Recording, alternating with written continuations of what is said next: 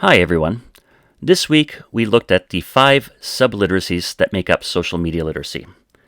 If we use the simple definition of media literacy as having the knowledge, skills, and attitude to use media effectively, then perhaps social media literacy would be having the knowledge, skills, and attitude to use social media effectively. Of course, social media literacy will be different than traditional media literacy because in social media, information flows two ways. This is Howard Rheingold. In the early years of the internet, years before the iPhone and Instagram, even before people started regularly using email, he predicted many of the social media trends we are seeing now. We might call him the Nostradamus of social media. Howard Rheingold believes that social media literacy is made up of 5 subliteracies. Developing these literacies will not only serve our own interests, but it will lead to a public good. The 5 literacies are attention literacy, critical consumption, participation literacy, collaboration literacy, and network awareness. Let's take a brief look at each of these.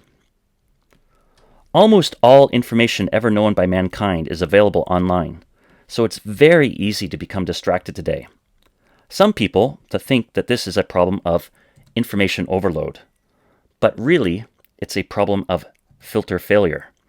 We need to learn how to filter the information on social media so we are only paying attention to what is relevant to us.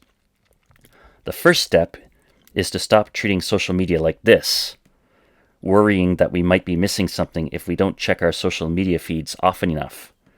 Instead, we should be aware of information as it flows by, only grabbing it at the right moment when it is most relevant and valuable to us. So we need to learn to manage our attention. Luckily, our attention, just like muscles, can be trained and exercised. In the attention literacy section of our course, we will be looking at multitasking and a phenomena called Facebook depression.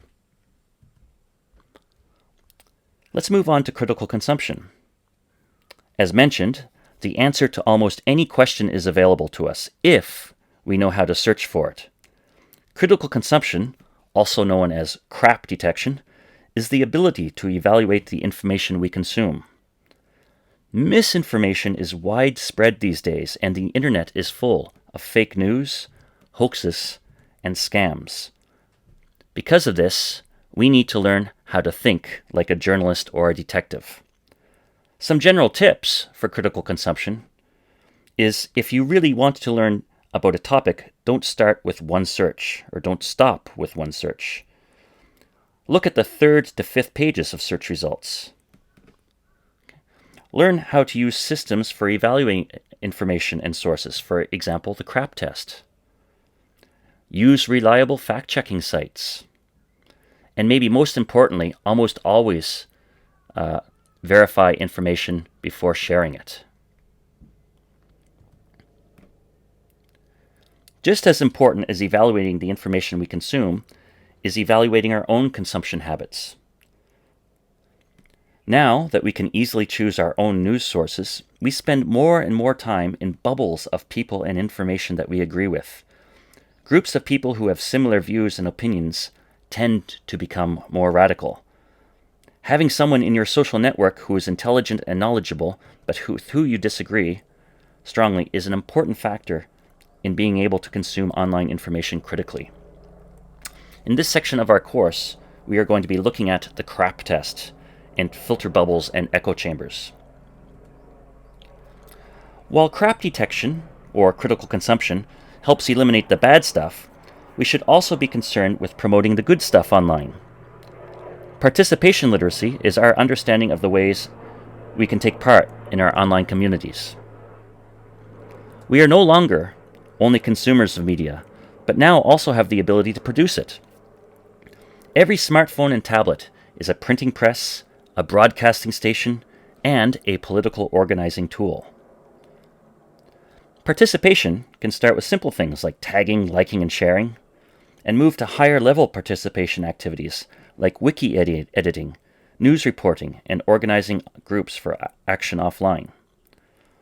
In the participation literacy section of our course, we will look at things like citizen journalism and even online dating.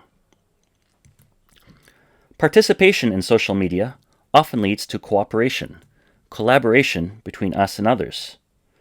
Perhaps the most useful skill humans have as a species is the ability to solve problems together, and social media gives us the ability to do that better than any other time in our history. We now have the ability to teach and learn from others, share physical things, and even fight as large groups against injustice. In this section of the course, we will be looking at slacktivism and crowdsourcing. Finally, network awareness. Humans have always been a networking species, but now there is no limit to how large our networks can become. We will finish our course with a couple of units on the subliteracy network awareness. Now, this includes things as simple as being aware of your privacy settings on social media, but it also covers how to develop social capital. Just like a politician uses their reputation or political capital to get things done in politics, we all have a social capital, the ability to get things done online using our online reputation. We need to learn methods of building trust with each other to increase this social capital. One way to do this is to pay it forward. There is research that shows that the probability that someone will help you online is most strongly predicted by whether or not you have offered help to others online. Also, developing a personal learning network, or PLN, is a great way to get as much as we can out of social media. I hope to explore personal learning networks with you in the second semester of this course. In this section of the course, we will be looking at cyberbullying and, of course, social capital. So there you have it. 5 subliteracies that can help us navigate the world of social media. This new world that has both enriched and complicated our lives. Reingold issued this warning about social media. Nobody knows if this will be the best or the worst thing that the human race has done for ourselves, because the outcome will depend on how we react to it and what we choose to do with it. The way we use social media today is going to influence the way it is used and misused for decades to come. So, let's try to use social media in a way that serves not only our self-interests, but also leads to a public good. I look forward to working with you this semester.